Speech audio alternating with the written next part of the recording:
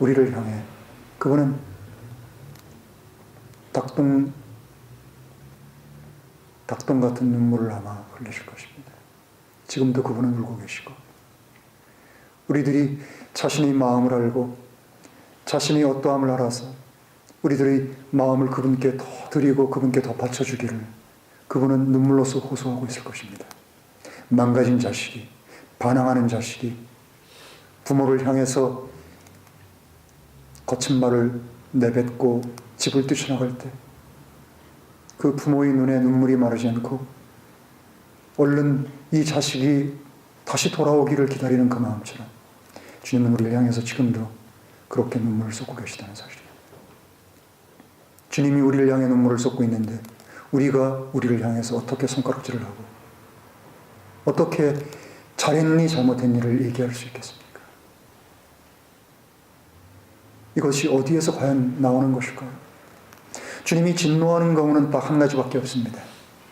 주님이 이렇게 슬피 우실지라도 그분이 진노하는 대상이 있습니다. 여러분, 어떤 대상에게 주님은 진노하고 계실까요? 성경을 살펴보시면 주님이 자기에게 찾아오는 모든 죄인들, 각양병신들을 조롱하지도 않으시고 조소하지도 않으시고 썩소를 지으면서 비웃으시지도 않으시고 그들을 다 끌어안으셨습니다. 저를 정말 감동시키는 말은 산상선포를 하시고 나서 주님이 내려오실 때 마태복음 8장에 보시면 문둥병자에게 주님이 손을 내밀어서 그를 만지시는 겁니다. 전 그걸 읽을 때마다 가슴이 미어집니다. 주님은 말씀만 하지 않으시고 그 저주받은 것 같은 그 문둥병자의 그 환부에다가 손을 대시는 사실입니다. 내가 원하노니 온전케 되라. 그런 주님이 진노하시고 분노를 멈추지 않는 한 대상이 있습니다. 누굽니까? 종교 지도자들입니다. 그들은 종교 지도자들이라고 불리워질 수 있지만 오늘날에도 그 존재는 여전히 존재합니다. 누굽니까? 종교인들입니다. 종교인들이 누굽니까? 자기의 힘으로 자기의 의를 세우려고 하는 존재들입니다. 자기 스스로의 힘으로 하나님께 의롭고 만족스럽고 하나님을 기쁘시게 해드릴 수 있다는 착각 속에서 자기 자신을 믿는 그 존재를, 그 역겨운 존재를 하나님은 진노하십니다. 로마서 3장을 한번 보겠습니다. 성경 읽기표에 보면 이번 주가 로마서 5장인데 4장으로 잘못 기록이 되어 있네요. 로마서 3장을 보시면 여기 놀라운 말씀이 있습니다. 우리들은 우리 믿음만큼 말씀을 이해합니다. 많이 말씀을 이해하고 있는 척 할 것도 없습니다. 나는 이만큼밖에 모릅니다. 그러면 됩니다. 남들 다 알고 누군들 다 알겠습니까? 아닙니다.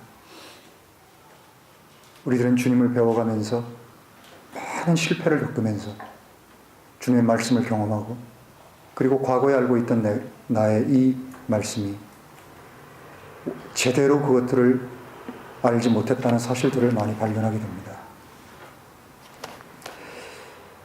로마서 3장을 읽으면서 여러분들은 각양의 다른 반응들을 하실 겁니다. 말씀이 어렵다. 무슨 말인지 모르겠다. 아니면 기뻐하는 분도 있고 아니면 그 깊은 뜻을 알고 하나님을 찬양하는 분들도 있고 다양할 것입니다. 3장에 이르기까지 바울 형제는 사람이라고 하는 존재 자체가 한 명도 예외 없이 다 철저하게 타락한 죄인에 불과하다는 사실을 그는 말하고 있고 특별히 유다인에 대해서 아주 냉혹하게 경고하고 그러고 있습니다. 3장 10절을 보죠. 저는 권역으로 읽겠습니다. 기록된 바 의로운 자는 없나니 단 한 사람도 없으며 깨닫는 자도 없고 하나님을 찾는 자도 없고 다 길에서 벗어나 함께 무익하게 되고 선을 행하는 자가 없나니 단 한 사람도 없도다. 그들의 목구멍은 열린 돌무더미요 그 혀로는 속임수를 쓰며 그 입술에는 독사의 독이 있고 그 입은 저주와 악독으로 가득하고 그 발은 피 흘리는 데 빠른지라. 파멸과 비참함이 그 길에 있어 화평의 길을 알지 못하였고 그들의 눈앞에 하나님을 두려워함이 없느니라. 여러분, 이것이 누구의 모습입니까? 거듭나기 이전에 죄인인 나의 모습입니다. 그뿐만 아니라 거듭났어도 믿음으로 살지 않을 때의 나의 모습입니다.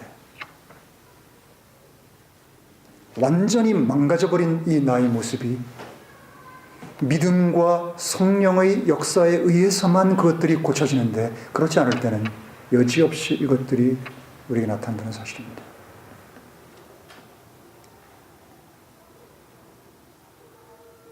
그 19절은 이렇게 얘기합니다.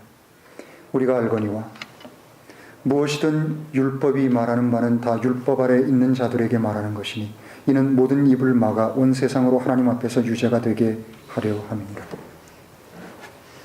율법을 주신 이유를 설명하고 있습니다. 율법은 모든 입을 막게 만듭니다. 할 말을 없게 만듭니다. 그래서 변명하지 못하게 합니다. 오직 참말만 하게 합니다. 율법을 지키려고 애쓰고 애쓰면 애쓸수록 한 가지 남는 결론은 나는 이 율법을 단 하나도 지킬 수 없는 부패한 죄인이라는 사실을 고백하는 것밖에 없습니다. 그런데 종교적인 위선가들은 율법을 못 지키는 자기의 실상을 보지 못하고 율법을 마치 지키고 있는 것처럼 가면을 쓰고 위선자로 행동합니다.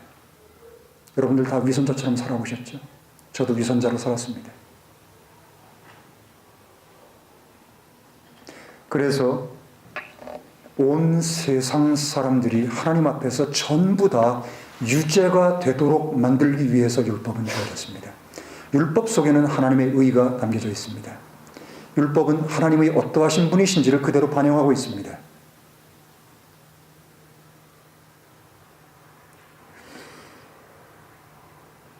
(20절에) 그 결과가 나옵니다. 그러므로 율법을 행함으로 그분 보시기에 의롭게 될 육체가 없나니 이는 율법으로는 죄를 알게 됨이니라. 율법을 주신 목적이 뭐라고요? 죄를 알도록, 무엇이 죄인지를 알도록, 하나님의 영광스러운 기준에 이르지 못하는 나의 모습을 보도록, 그래서 좌절하고 절망하도록 율법을 주신 이유는 딱 한 가지입니다. 나로 하여금 처절하게 절망하도록 하기 위해서 율법이 주어졌습니다. 율법을 지킬 수 있다고 외치면서 그것을 지키는 척하고 지키려고 자기 모든 노력을 다 동원해서 지켜보려고 발버둥 치게 만드는 것이 율법을 주신 목적이 아닙니다. 이 20절은 굉장한 선언입니다. 천영재님이 말씀하신 것처럼 이 절망 가운데 자신이 얼마나 부패한 존재인지를 하나님의 법인 모세의 법에 비추어서 절대적으로 기준 미달이라는 사실을 발견하고 절망한 적이 없는 그런 죄인은 예수를 올바르게 믿을 수가 없습니다. 그렇기 때문에 회개 없는 믿음이라는 것은 존재할 수 없는 것입니다. 이 20절은 사람을 절망으로 이끌어갑니다. 여러분 가운데 절망하셨습니까? 자기의 존재 때문에 머리를 쥐어뜯을 만큼 고통스러워하고, 아니 제가 너무 심하게 말하는지 모르겠지만 어쨌든 간에 자기라는 존재가 너무너무 미워서 괴로워하신 적이